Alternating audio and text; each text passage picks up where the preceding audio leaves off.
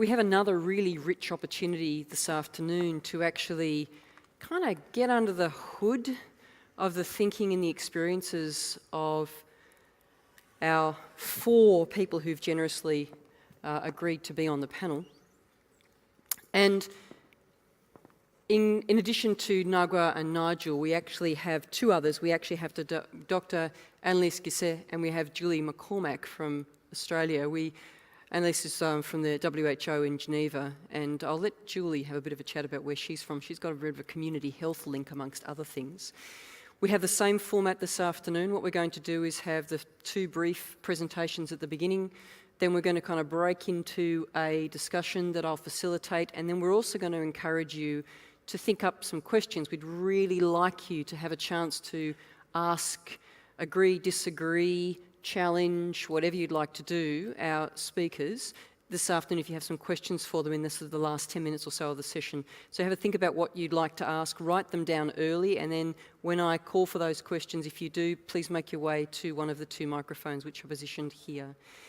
Once again, what I've asked to do is I've tried to get our presenters to think about these things, this issue, and the topic, of course, is patient-centred care, which is a theme that's run through the entire Congress and will continue into next day's activities. And the whole issue here is about integrating this idea as well as this reality into the actual health services that we both have now and that we're planning to have into the future. So to start us off, can I get Ann-Lise? Thank you very much for this opportunity. And I think much of what I can say now, will echo what has been said just right now, earlier this morning, because there are lots of links between this question of integrating services and looking at the role of hospitals. So I was asked to use 3 words. I expanded a bit the 3 words to 3 key messages. One about the need for serious transformation of the system, looking at from the walls or the beds to the people. Another one is to take this system perspective, and then the last one that I present here, but the first one I want to talk about is about ending the dichotomy between primary care or primary health care and hospitals or referral care. I think the first step in integration of services is really it's a conceptual one. It's about ending this dichotomy, which imposes those really counterproductive barriers. I was very glad to hear Nigel say that there won't be well-functioning hospitals without well-functioning primary health care. Transformation of hospitals requires a transformation of primary health care. You were going back to the history to 1905. I can suggest you to go back even further. As Samin Siddiqui said earlier this morning, in 1981, there was this conference on the role of hospital for primary care, and Dr. Mahler said there won't be primary health care without well-functioning network of hospitals. So each one looks at the other side and somehow can blame either the other side for not being able to do its own job, or we can see as really not looking at one or the other, but one and the other, not looking at the competition for resources, saying we have to strengthen primary care, this means we need more resources and we need to take them from the hospitals, but really how can we jointly deliver not just care, but population health, and this was the message also of yesterday. You brought us to 95. I'd like to read you a sentence. General hospitals cannot work in isolation. It must be part of social and medical system that provides complete care. They must develop extramural activities for a defined population as a way to achieve integrative and curative medicine. When would you think this could have been written? 1920. This could have been written now, I think. Could have been written in 95.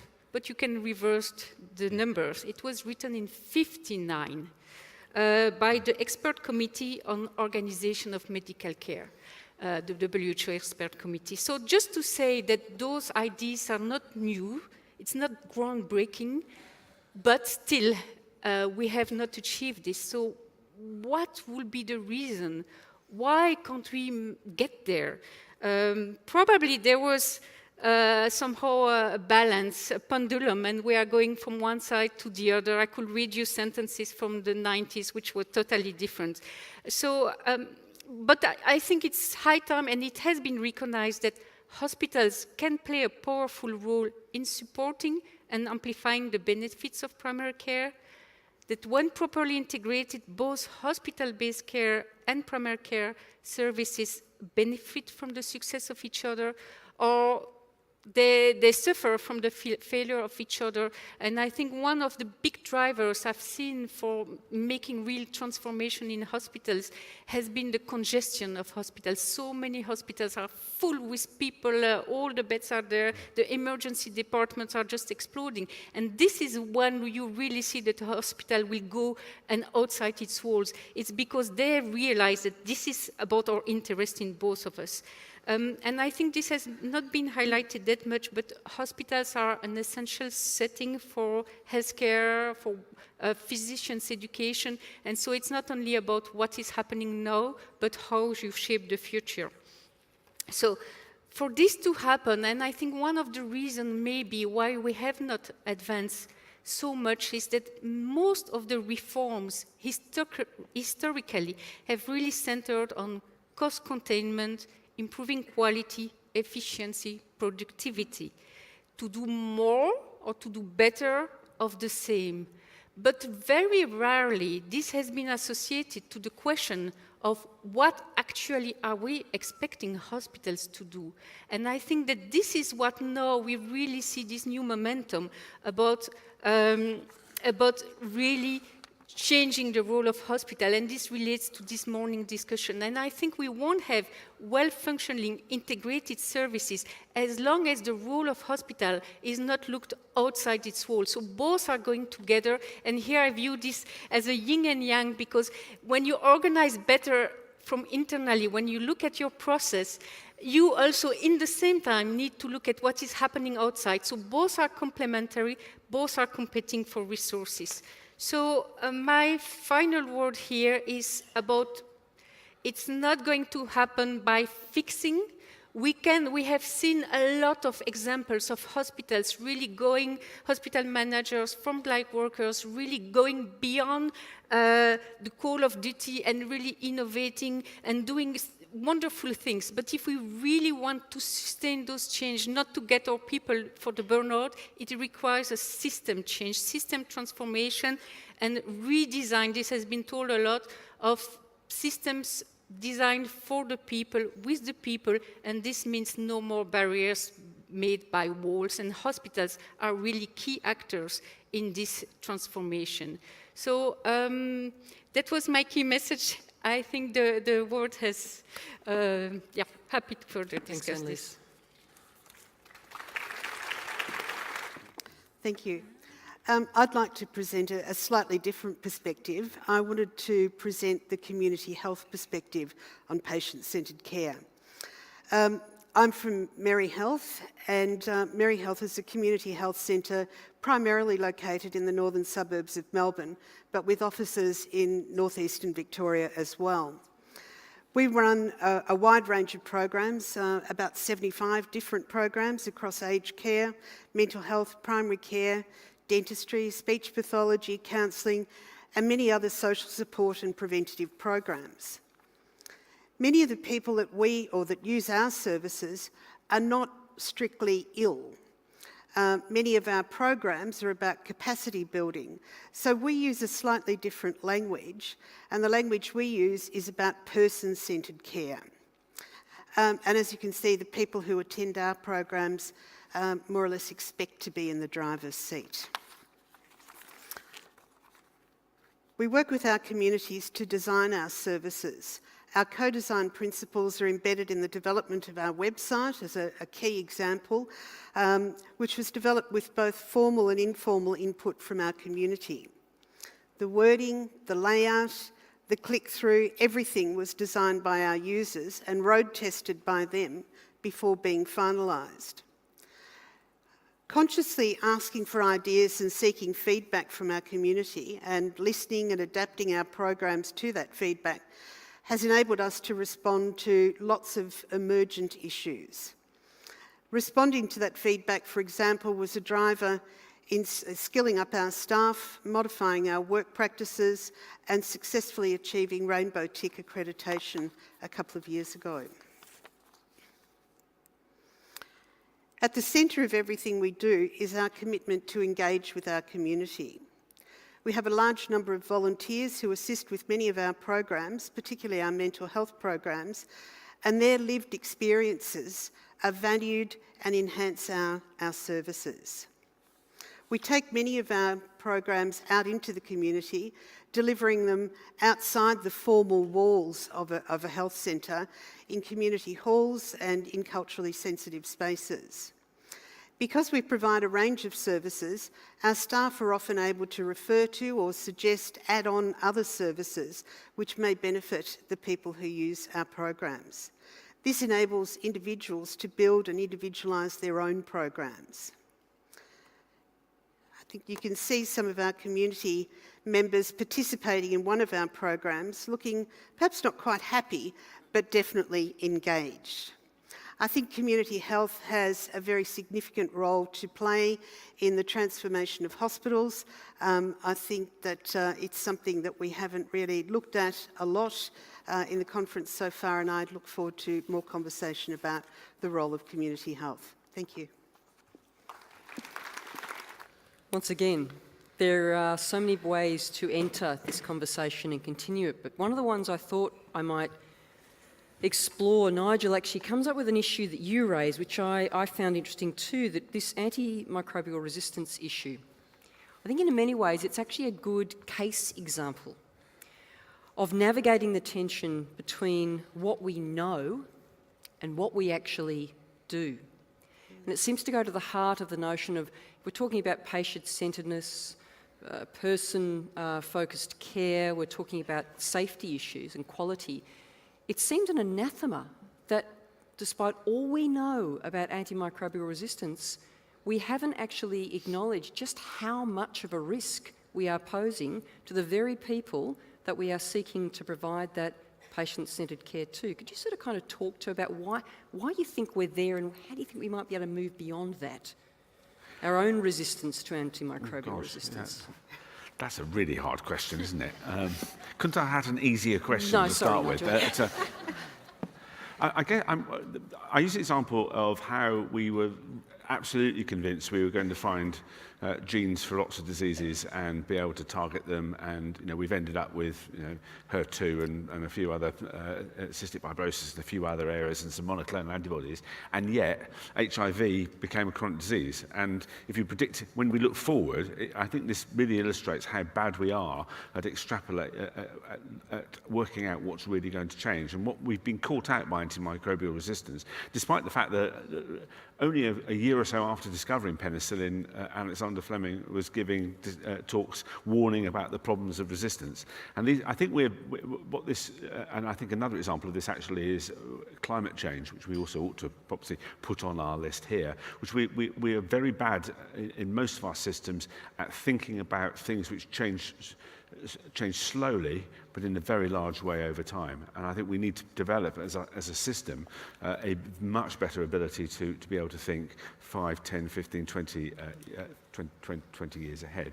The second thing with antimicrobial resistance, I guess why people are resistant to that, it's taken a really long time, and it's not universal, for the system to actually acknowledge that it is responsible for this.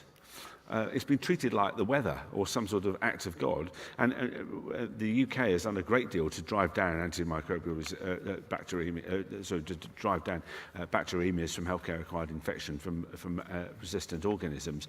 But the first couple of years of that process was spent convincing the healthcare professionals that they had some agency and control over this. So I think there's quite a lot of issues like that where we're treating things which we can control as though they're not in our control, and just there's nothing we can do. And I think that may partly reflect the fact that we've not given our staff and the people who manage our organisations enough time and space to reflect and think and to do the redesign, and we thrash the system for productivity, and we're not really thinking about the overall value that we need to be creating longer term.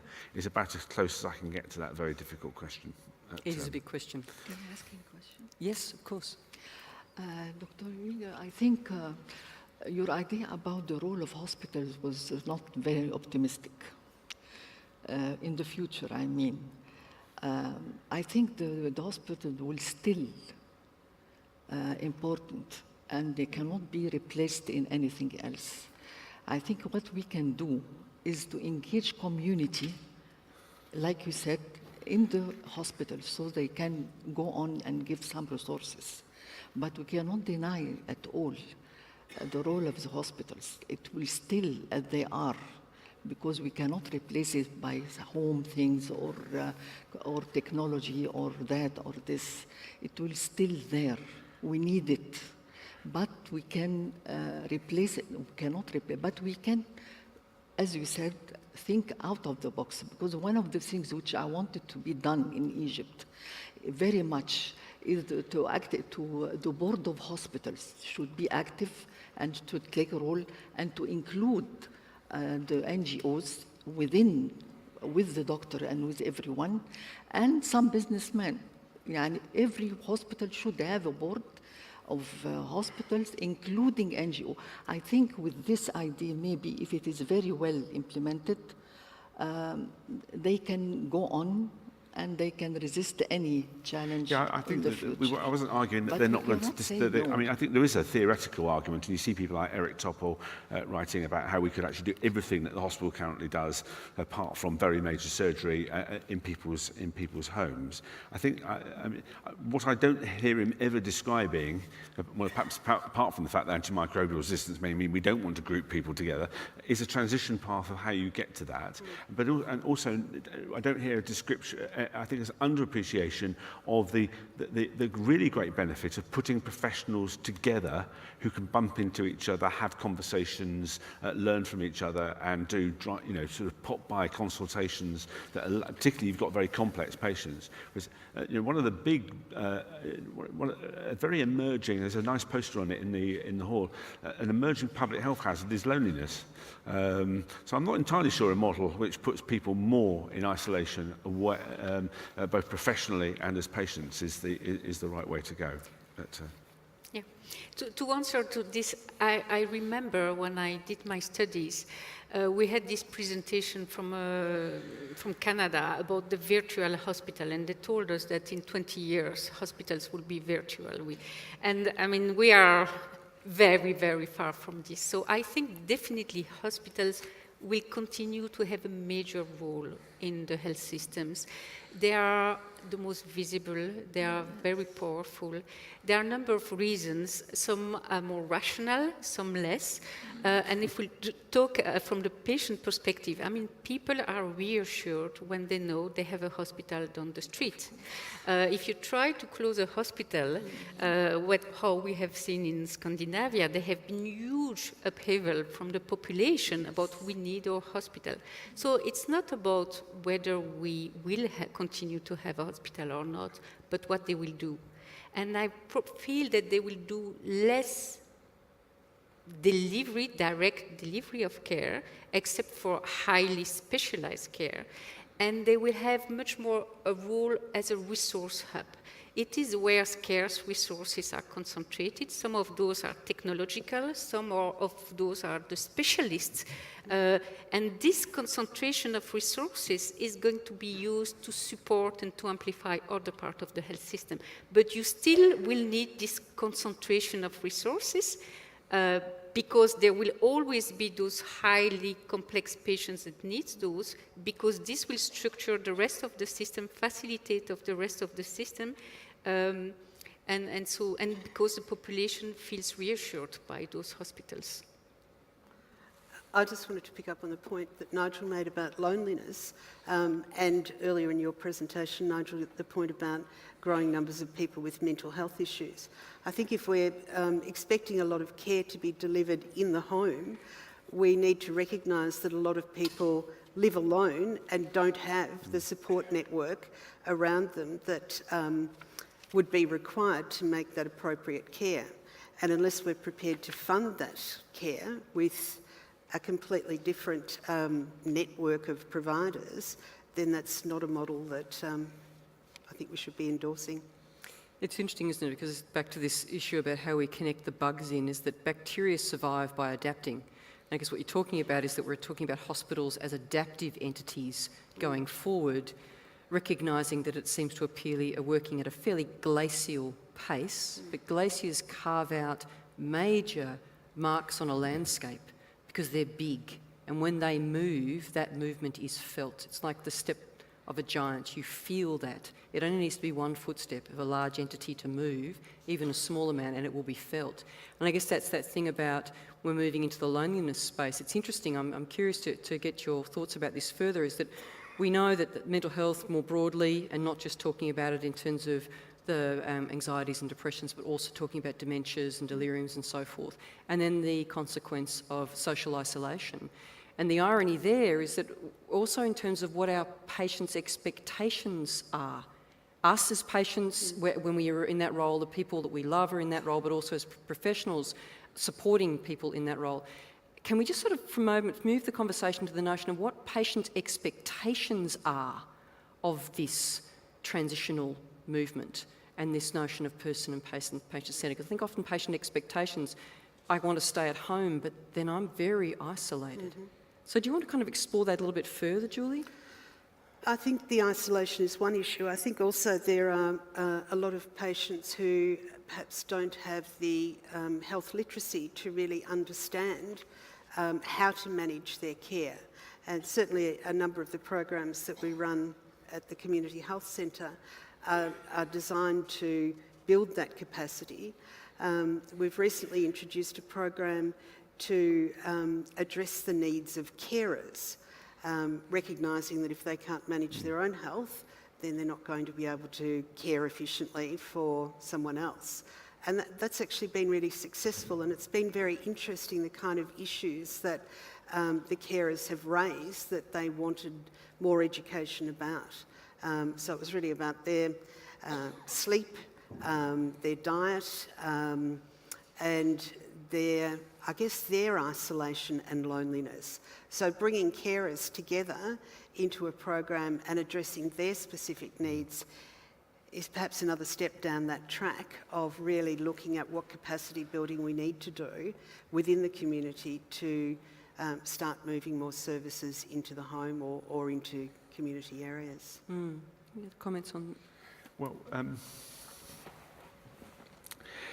I guess what we're seeing in lots of systems is a much more sophisticated approach to segmenting patients according to their characteristics and needs, rather than the appendix in bed 6 sort of stereotype that we used to talk about. And this is complex because the same person might have quite different needs depending on what stage of their life course they're in, or even actually simultaneously, someone with a chronic disease may not be that bothered about continuity if their problem is a short self-limiting condition that's not related to their underlying problem. So we need to much more, whereas hospitals have a tendency to say, this is our offer, and this is what you get. And I think that along with the rest of society, they're going to have to get much better at understanding what the person coming to them is expecting of them, what their goals are, and how they're going to respond to them, rather than having commoditized offers. The will, of course, if you're having your hernia repaired, probably a commoditized offer is probably a very good thing to have, actually, in terms of getting your outcomes. But if you are at the end of life, if you have a very complex set of syndromes or problems, then I think the hospital will really need to get much better at working with social care. It's interesting, we've not really talked about the sort of social care and social care support, which in the UK, a lot of our beds are occupied by people who really could do with just some really good home care package or better access to short-term residential accommodation. Being able to tailor our package in a much way that really meets the goals of those people is probably a key capability that hospitals need to develop. Yep. Yeah. In this perspective, maybe I can say that every country have different needs, and every culture also have different needs. Maybe loneliness here is an issue, but in the part of our world, it's not very much a big issue because we always surrounded by family, by neighbors, we always have this. We are not very much lonely. We have different needs inside what we need from the hospital. We need more of a care of the patient, of a good treatment, of expression of what they need, the ability of the patient to talk and to be listened to. This is what they need, to give them chance to have a conversation, to discuss with his doctor, that the doctor or the caregiver give little bit of time to the patient to listen. So it's a different need according to different culture. Definitely in your part of the world is very much different than our part of the world. No, I just wanted to highlight, because you asked about mental health, and I think another domain where it needs to be very patient-centered, very culturally sensitive is the question of palliative care. And really, there is not whether it's better to have palliative care at home, in the hospital, in a nursing home. There are all of those options, and all of those needs to be really made available. And because it will depend about the preferences of the patient, about the capacities of the patient, of the family, the relatives. So I think this is an example of a domain where very much needs to be done and options need to be offered. I think the importance of helping people to find social networks where they can talk about the condition that they have or talk about the issues that they have is also really important in terms of that capacity building and assisting people to both understand their condition but also find support from other people who either have had that condition or are currently in the same position. And who takes on that responsibility, I guess it's a bit of a moot question, but creating those social networks I think is critical to building that capacity to self-manage. And that's a core part of the Parkinson's disease model, Yes. as I mentioned, where a lot of the help is provided by other patients rather than just the professionals. And I guess volunteers who have a lived experience are a really key component of those social networks. We are always putting some load on the patient in everything, but on the other side, it's both sides. The patient needs something, and the caregiver should know, understand, and believe that if they do so, it's for their interest as well. If they listen to the patient, it will give them a good idea about even the diagnosis, so they can give a safe treatment. It's both sides. Yeah, we always say the patient, but in the other side, also the caregivers should know that if they give this care to the patient, it's for their interest. It's less error, less to be safe treatment, and it's both, not only the patient. Which raises the very complex question of the need for generalism in our health workforce. And I want to explore this just on the back of what you've said, looking now at the side of the providers of the care. Yes.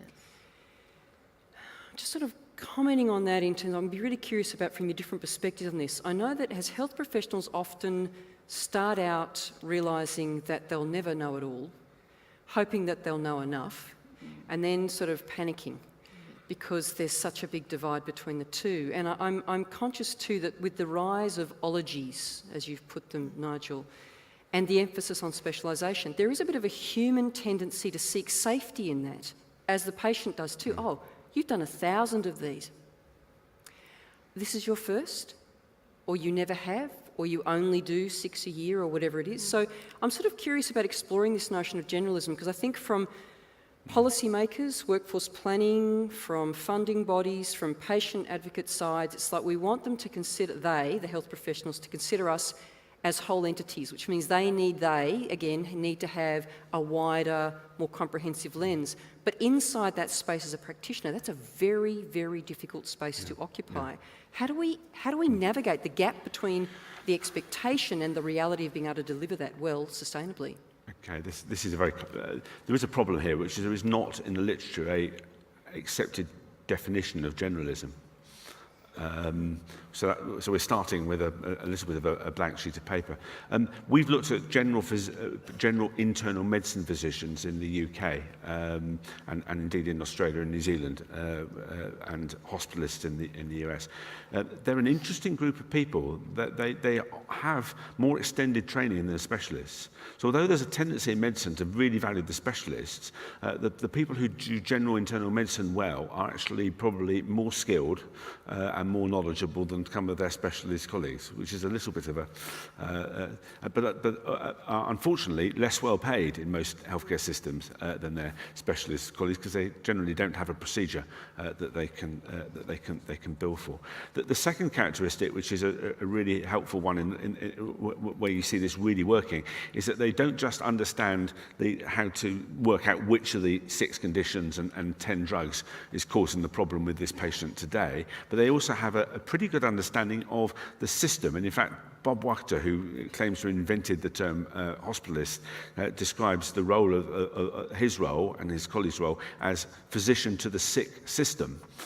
In other words, his job is fixing many of the problems for the patient, is fixing the problems that the system is causing. And that's why you tend to find quite a lot of these people in quality improvement roles or chief clinical information officer roles, because they've come to where they are professionally, often in a quite different route from the person who just does one bit of the colon or the left toe, the sort of super specialist. So they're going to take quite a lot of developing, and they may need purposeful selection of a particular type of professional to do that. And the sort of third characteristic, which is very relevant to what you were talking about, is and the point that was raised earlier, is the feeling comfortable with the anxiety produced by saying to the patient, well, you've said you want to go home. I'm a bit worried. There's a few things I'm worried about here, but actually I'm going to go with, we collectively make a decision here. Whereas we've trained people to hold the risks themselves and not to actually share that decision making with the patient. So again, I think one of the things we've noticed with some of these generalists is they are much better at handling that idea of risk and shared risk than many of their specialist colleagues who tend to want to try and keep control on all of that and are very reluctant to stop. And I think that's the other noticeable feature of a really well-trained generalist is an understanding that more medicine is not necessarily better. And the jibe about why are the nails in coffins, it's to stop oncologists doing a final dose of chemo. There's a slightly dark comment on the ability to actually say, well, that's this is the right amount of medicine. I wanted to go back to your comment of, as a patient, if you know they have done 1,000 surgery, you are much more reassured. And I think this is an issue we observe in so many countries, that the patient, when they fall sick, they will go directly to the hospital, directly to the specialist. I will do myself. I don't have a GP. I must say, I'm not a good example, but this is like your reaction in a system that is open where you have free access to specialists when you have it. So I think here it's really about a change of mindset of everybody, of the patients, the people, both within the hospital, both the GP, who might not feel reassured, who might have per capita payment, and so when there is any risk, well, they won't take the risk, they will just send the patient to the hospital. It might be the hospital who has an interest to keep the patient because they are paid at the volume, and so once the patient they will somehow have kidnapped the patient, and who will go back for the referral. So it's really a change of mindset that is needed in all of the providers to at least do what the GPs or the generalists or the family doctors, depending on who you call them, can do. So how can the hospital reassure the patient, say, oh, go to this doctor, he has my phone in case there is any problem, he will call me. So there is a role also of the specialist, but then the specialists in the hospital need to be reassured that indeed this family doctor, he has good working relationship and he can really, without any problem, transfer the patient. So I think it's really about building those relationships, this trust. I was presenting to a group of Chinese people about the community hospitals, and a lady said, oh, if I understood well, when I had my first child, I went to this university hospital. Each time I visited, it was like half a day waiting, and it was a whole.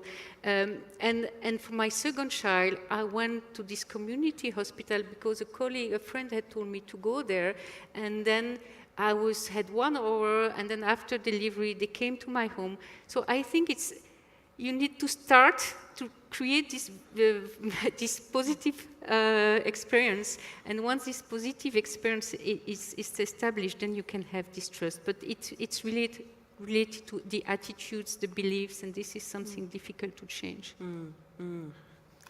I'm from Melbourne, and I think there's a very interesting campaign on our trams at the moment.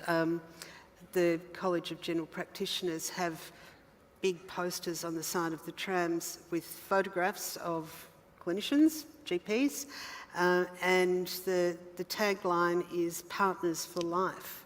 And I think that's a really clever message. Well, it resonates with me about how we should be reviewing our concept of what the GP is. So my comments were largely about hospital generalists. Yes. And this is the moving into the other side of it, because Yeah. what was interesting about the tension in this space about the privileging of a certain type of practice in relation to this too, is that particular ad started as, I'm not just a GP, I'm your specialist in life. Yep. And then a couple of months later, after a considerable backlash, got rid of the first bit before the comma and just went, your specialist in life. So you can see that also identity of practitioners in this space. So patients are having a growing identity. They're actually acknowledged as having a presence and a voice and value. What's interesting is that doctors themselves in various different roles, particularly the generalists, not just in hospital, but also in the primary care and more broadly, and also in different jurisdictions, don't have distinctions between occupational therapist, physiotherapist, myotherapist. They're integrated practitioners. So I'm sort of wondering once again, because I think this is a really interesting challenge. I see it in every policy document. We want to have a more generalist, a more, max out our skill set that we're trained for. We want to be able to place people where the need is, all this sort of stuff. But the actual people providing this care, what's their capacity to do that if we're still struggling with this tension that the GP's not, it's chosen because of lifestyle, but people, their own college, I'm not just a GP, says everything.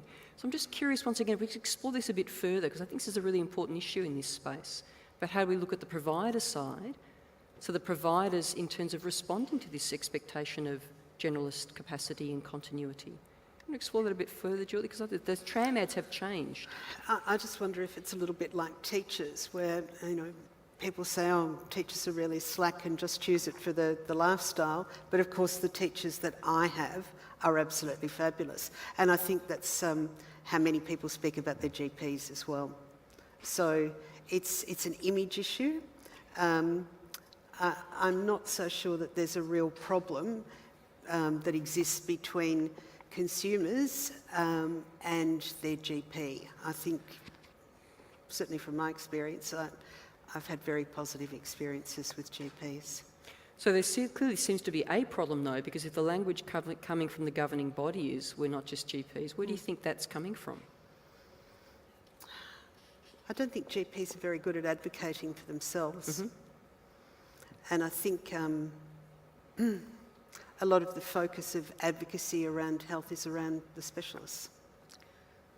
Perhaps we should start calling them partialists, which is what some of the GPs in the UK are campaigning for, partialist.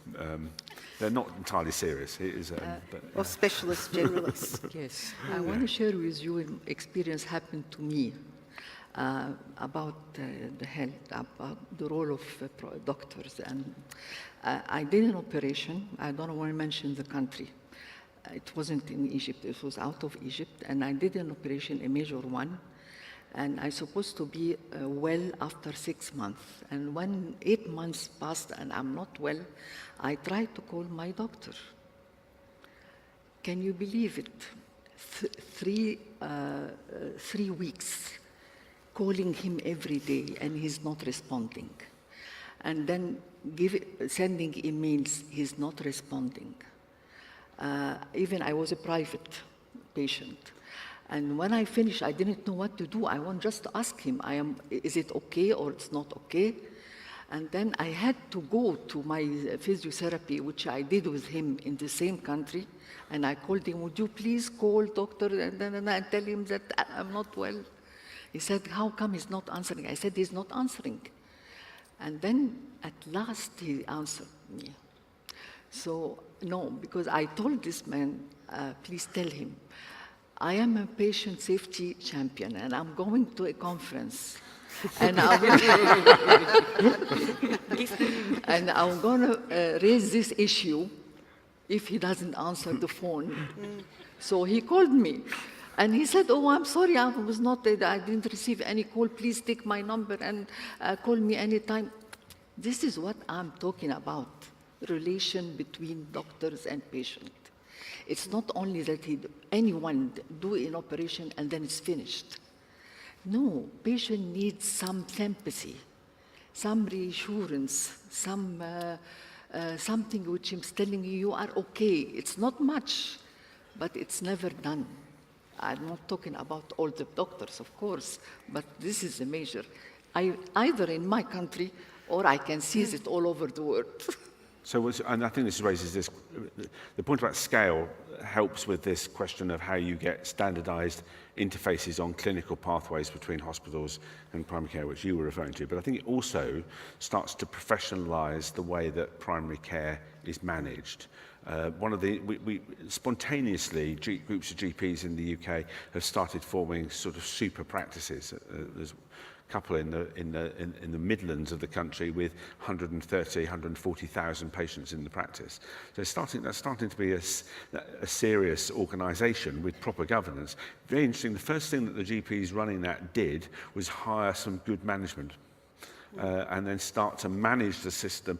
And it's interesting that GPs are famously unmanageable in all systems. I mean, that's the type of characters that go into general practice are often quite individualistic. But they found a way of saying, well, what's important here, and having a sort of conversation about values. What does good service look like? What are our expectations of you as a practitioner in a more explicit way? And I think that direction will help, because I think so GPs suffer from the fact that specialism is more highly rewarded, is more highly regarded. The training for specialism is longer, actually, than for general practice, so that might be something that needs to be thought about.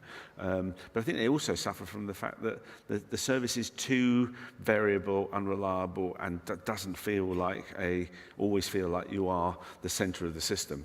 So the professionalisation of primary care has a whole number of spin-off advantages in terms of the patient experience too, to deal with exactly the sort of problem that we heard described there.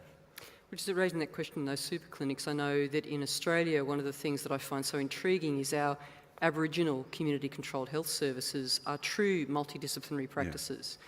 They're located in places people can get to.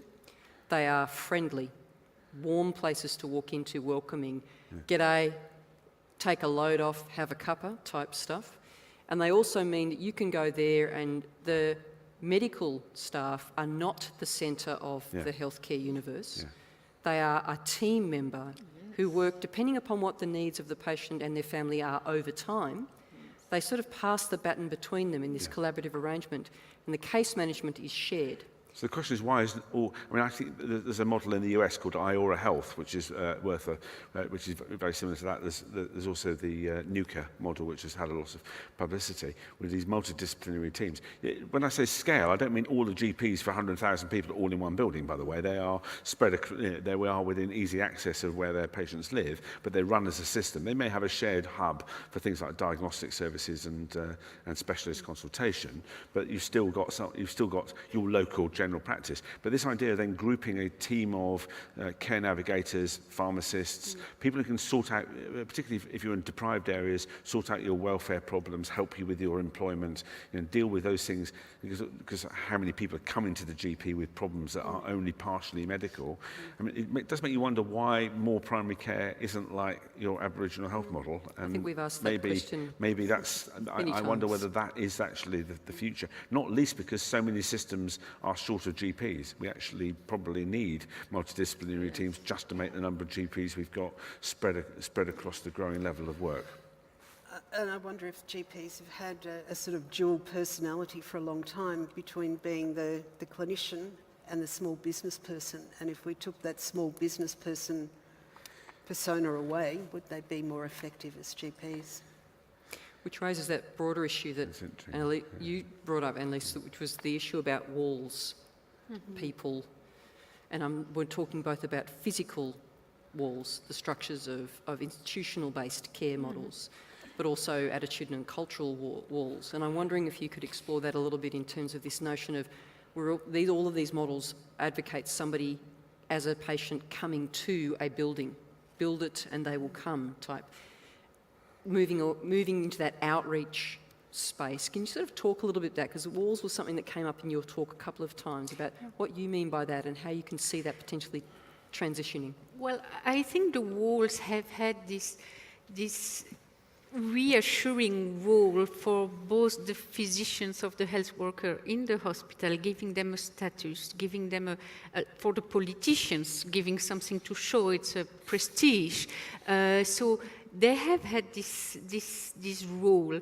And hospitals, when you classify them, it's according to the number of beds and number of specialties and the size of the hospital. This is how hospitals are being defined now in terms of classifications of levels of care and so on. So now I see, as I said earlier, I see that more and more hospitals will be resource hubs.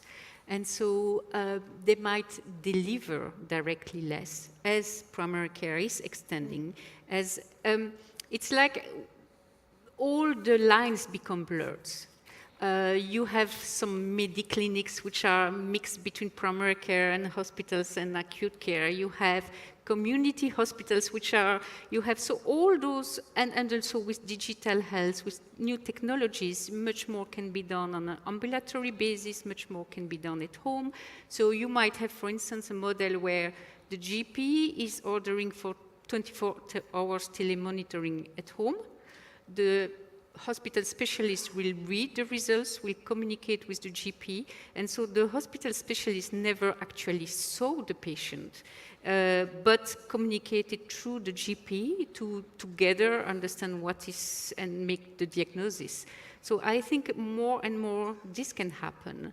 This means that a lot of things will happen outside the physical building thanks to the resources of the hospital that is really bringing them as a public good. This will only happen if you change the way hospitals are being financed, being paid for. If hospitals are being paid for the number of days, they won't have an interest in keeping the patient outside. If hospitals are governed in a very isolated way, how can they make this? So it really needs a whole system change. Using different levers, and you talked about governance, this was also raised this morning, so how to bring in a network. But once you bring in a network, it will be much more about population health, and each contribution, wherever it is actually, in which setting it is delivered, does not matter. I mean, it matters for the patient, for the people. Where can you deliver it best, and then who will be responsible for actually facilitating this? I just want to tell you about the system in our country. For example, we don't have a GP. No. We have private doctors, and we have private hospitals, and we have public hospitals under the supervision of the Ministry of Health, and we have hospitals of medical schools. So we don't have this issue of the GP. But we have something more difficult, the private doctors, which is have now very expensive So that means that the load, you can imagine the load on the hospitals, how it is. I don't know, but if we do have a GP, it will work in our country or no, but we don't have the system. Which is the point about not just person-based, but place-based. Yes. To recognise that our lens must consider the context in which we are seeking to engage, and it's not just a one-size-fits-all model. Julie, you were sort of nodding your head when Nagwa was talking there. And I'm just thinking, and it's not a one-off engagement, it's an ongoing engagement. I think the closer to the place of residence that the care can be provided, the better outcomes we get, because people are much more likely to be compliant and feel safer, and it's more likely that the type of service that they will be provided with is more culturally attuned to their needs. So, and culturally attuned to the system in which their needs are being responded to, where you don't have a family medicine kind of culture, you have a hospital-based provision. So that's once again that place-based to consider Or we that. have a doctor, a friend of the family, just on friendship basis, but we don't have a GP. Any other comments on that before we move to questions from the floor? No? Yes. What I want to do now is just invite, so get people to start moving their way down towards the microphones as we have this conversation. What I'd like you to do is, as I said, please take the opportunity to have a chat, ask a question, pose a challenge or a question to our panellists. We'll continue the conversation briefly, but if you've got some questions coming down, please come down to one of the microphones. Hi, I'm Daphne. Really enjoyed your talks, and I thought it was very thought-provoking. I absolutely agree that, as we move, when we originally set up hospitals, they were really for acute care, and at a time when life expectancy was like 60 years. But, now we have chronic diseases which are becoming the main burden, and you have to have a different strategy for managing these sort of focused surgeries versus chronic diseases, and the acute hospital might not be the correct place to start. So I absolutely agree there. But I think this whole issue of whether, it should be GP care or specialist care, it's not that simple, right? I'll just tell you a little bit about my own experience, because my father is a GP, and he's still practicing at the age of 90 years. In fact, I think he's the oldest practicing GP in Singapore, but he asked, I wanted to become a GP, and he said I should become a specialist because he felt that they had more recognition and they were better paid. In fact, my father was a minor celebrity, when he turned 90 and was still practicing, until his classmate, who was also a former GP, became Prime Minister of Malaysia at 92. But the point is, we are, as an endocrinologist, I know we cannot manage all the diabetics out there. And so we've been training GPs to take over the management of these cases. And in some cases, we've trained GPs who are better than our own endocrinologists at managing diabetes, but some people just don't get it. And however much you train them, they don't get it. Having said that, of course, there are endocrinologists who are also not terribly good at treating diabetes. So the point is, and this goes back to the message I think that Elizabeth Teiseberg and Mike Porter have been promoting, and that's that you have to measure outcomes, because a GP manages all kinds of conditions, and he or she may be very good at managing diabetes or asthma, but not the other conditions that the GP has to treat, and there's so many of them. So until we really know, how do we know when we send our patients to primary care? And that came out earlier on in Claire's presentation, that that there will not, we as specialists, we need to trust that when I'm sending my patient out to primary care or the community, that he or she will get as good care as I could give, so I can sort of send this patient out with confidence. And I was wondering if you had any comments about that. Yes, so unfortunately the acoustic in the room is sitting here. It's quite hard to hear everything that's said, but a very important point is, if you're the specialist, how do you trust that if you hand the patient back? So one thing I've seen, which is I think we've seen referred to in this conference, but we've also seen in the UK, is the endocrinologist works with the practices to accredit them for the management of diabetes. So you say, well, if you're at level 0, send me any diabetic patient you've got and I'll deal with them. And if you're at level 5, you ring me up if you think you're in trouble and send me the patients if you need help. And I'll work with you and train you and you'll get you to do insulin initiation and we'll get you to manage, get you to understand these aspects of care, and we'll have you all in once every 6 months to talk about what's new in the field. That you then know that if you're referring back to practice X, that they're at level 3 and that therefore you can safely transfer that patient back. So I think that's one option. Also, in a bigger scale general practice, you can have some subspecialisation within the practice so that there can be some support.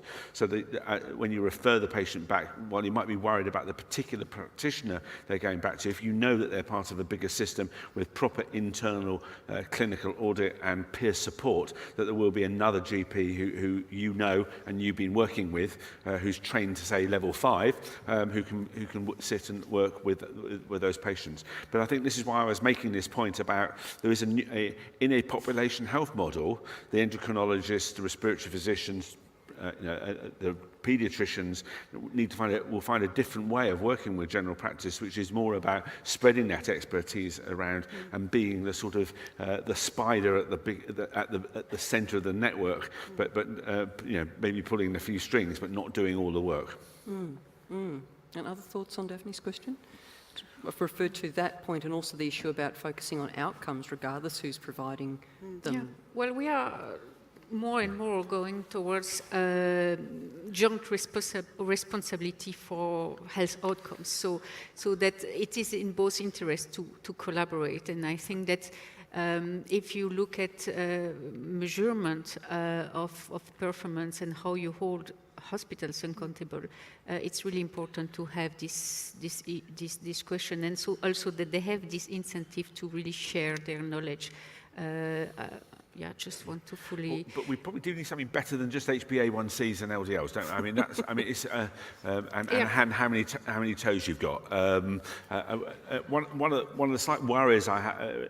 You're absolutely right about the principle of being able to measure outcomes, and maybe that forming part of the clinical conversation that you would have with the GPs that you're working with. But we probably need to get. We're a bit short of really good measures. I can't help thinking to get to the level that Porter and Duisberg are suggesting. We've got a bit more work to do, I think. Perhaps just coming from it from a slightly different angle, at Merri Health we've trialled a couple of clinics with specialist GPs. One of them was a back clinic and one was a knee clinic. And the concept was that the GP with specialist skills would work with allied health workers to try and keep people out of the hospital system and going ahead with operations, so they would manage the patient in the community. Both of those programs have been really thoroughly evaluated and there are fantastic results from them.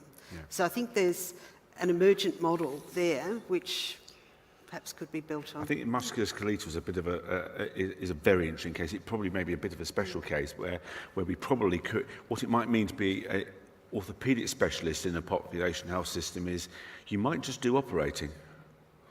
Because everybody else will be seeing your patient, and it may even be your list is constructed for you by other professionals. I'm sure some of the orthopaedic surgeons will be delighted some they never would. have to leave the yeah, and actually some of them may be better kept in that environment than let out into the wider population. But if they wanted to, they could also get into working with primary care and with employers and on musculoskeletal health more generally. So there's a mix of options available. The corollary of that too, I remember rounding as a junior doctor, and one of the running jokes, which was very serious for all of us and the patients, was that if you're a bone doctor and it's not a bone, watch out. Because essentially what that meant was that yes, they were great at doing their carpentry, brilliant at it, but they didn't want to do any medical care. So we had to employ medical residents to come underneath their teams, and yet they were having patients admitted under them, and they'd been trained in the same system as doctors, but they weren't being beyond the specialisation. So the tension, once again, about where their best skill set is. Yes. Is it about So a leaving them in holistic a theatre orthopaedic or... surgeon, a holistic orthopaedic surgeon being one that looks at the whole bone and not just the joint, being only partially an unfair characterisation of some of them. But that's one of the reasons why the hospitalist model has emerged in the US, because there's a lot of people in that I can manage the neurosurgery, but actually, the patient's fluid balance might be something you want to keep an eye on post-surgery. So employing someone alongside that who can also help those specialists who are often not very good also at navigating the complex care around them. Yeah, sorry, but I interrupted. Okay. No, Ann-Lise. we have another question. Well, obviously, it's a lively discussion. Thanks very much for a great discussion with the panellists. Questions probably mostly for Nigel. I'm an Australian GP, and the view from general practice is integration is extremely hard work with hospitals who don't always play nicely. Yes. There's two ways to do integration. One's based on goodwill and building relationships slowly over time. But there's another way which is being pioneered in the US with the ACO and now with the NHS with the integrated health systems. So I was wondering if you had any thoughts, Nigel, about early learnings from the integrated health systems in the UK and merits of that versus a softer approach with relationship building. Okay, yeah, that's a very good question. So during the 90s and 2000s, a number of US hospital systems bought GP practices. They've largely bought them not for the benefits of integration because they thought they could control referral flows.